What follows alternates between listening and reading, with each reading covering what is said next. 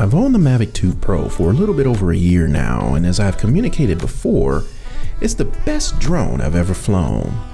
In a nutshell, the stability of the machine, quality of the images it produces, and the overall confidence in knowing what I'm going to get out of it each and every time are just a few things I can point to support this claim. Even though it's been on the market for over a year now and new drones are starting to be released, the Mavic 2 Pro is still the bomb.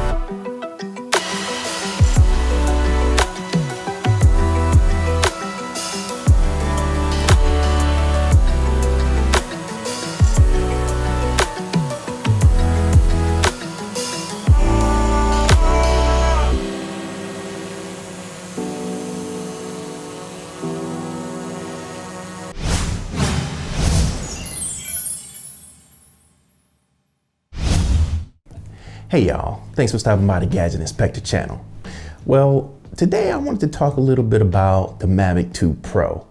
You know, we're starting to see new drones start to be released with the Skydio 2. DJI is supposed to be releasing something new, maybe.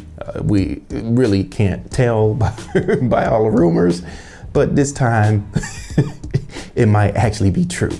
But anyhow, sometimes when new drones get released, new phones, new tech, new gadgets, it tends to make people a little bit anxious that they gotta have that new thing. But I think what it does also is it makes you forget about what you actually do have. And sometimes it's just good to appreciate what you already have and not go out trying to spend a whole lot of money keeping up with everything that's new. But if you got it, you got it. Do what you gotta do. I won't be mad at you. But anyway, today I want to share some footage that I took of a location here on the west side of town. There's a property that was being built, probably 2 or 3 years in the making. And I always wanted to get some footage of it. They finally completed it. So that's what we're checking out today. So once again, I appreciate you for stopping by the channel today. Let's get on into it.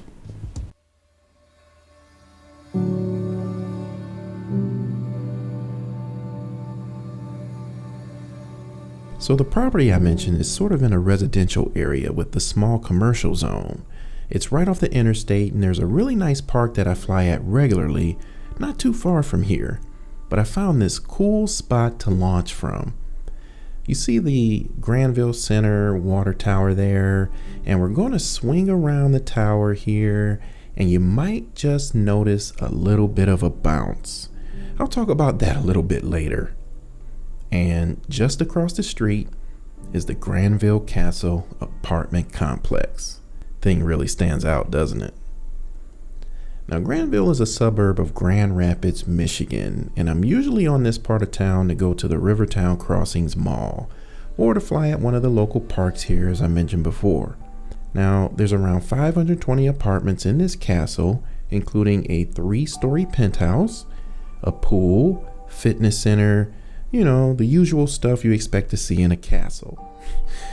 But you definitely don't expect to see a castle in West Michigan. Before this property was developed, there was a mobile home park at this site, which is situated just off 28th Street, which spans the city east to west.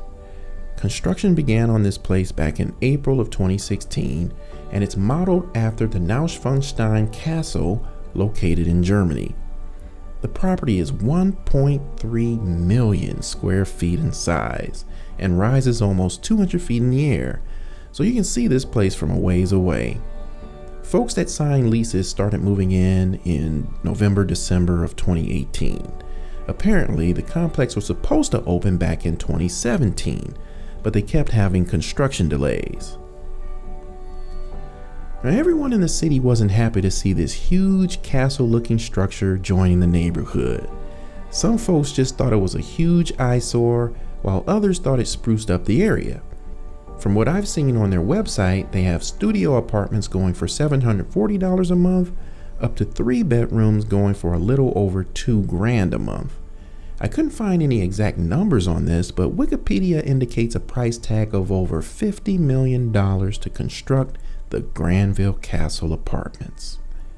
Personally, I think the place looks nice and actually does bring up the area, at least in terms of unique architecture. I would also imagine property values being helped as well, not to mention local businesses due to all of the new residents moving in. But I don't live in the area, so who knows if I'd like it if I did. Now, about that little bounce you may have noticed when I was circling the water tower. I was using active track to circle the water tower, and in my experience, when the Mavic 2 Pro was moving too fast while locked onto a subject and circling, it tends to wobble a bit. When I slow it down though, that doesn't happen. This was a pretty cloudy, dreary day, and lighting conditions weren't the best, but I think the footage came out really, really well. I was shooting in 4K at 30 frames per second in DLOG-M, and I did make some adjustments in post, but I don't have to do much to make the footage look good with the Mavic 2 Pro. The price tag puts this drone out of reach for a lot of people, especially after the trade war inspired price increase. It was originally going for about $1,500 and now it's up to about $1,700. And I'd say that's definitely an investment for most people. I started my YouTube channel for fun originally, but later on I began to utilize my content to fund my hobby, and later my pursuit of commercial or paid endeavors. So that's how I'm able to afford these expensive machines. I got the Mavic 2 Pro to start doing paid real estate jobs, and I did my first job about a month ago, and I'll be making a stronger push to get more work starting next spring. If you're looking to do commercial work, I can recommend the Mavic 2 Pro without hesitation. Well, if you're still here, man, I appreciate you for hanging out with me. If you stayed this long in the video, do me a favor. In the comments section, tell me that you enjoyed this droneful footage. That's droneful footage. Shout out to Dan Whitaker for the new terminology. All right then, as always, be good to somebody and be good to yourself. I'll see you in the next one. Later.